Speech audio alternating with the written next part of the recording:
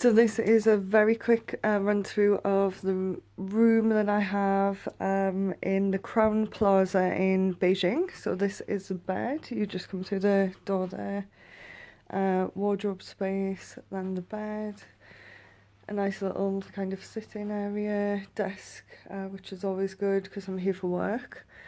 A place to hang like some of your work. Actually, I think this might be a press or something. Let's have a look. Oh, I don't know.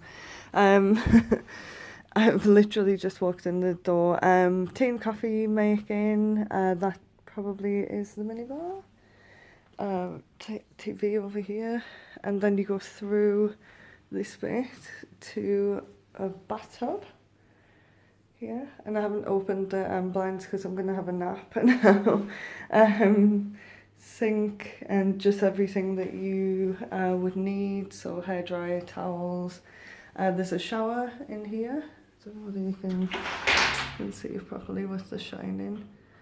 Nice, clean, and then the toilet beside there. So this is where I am. And pretty comfortable, quite nice. It's one of the IHG membership hotels.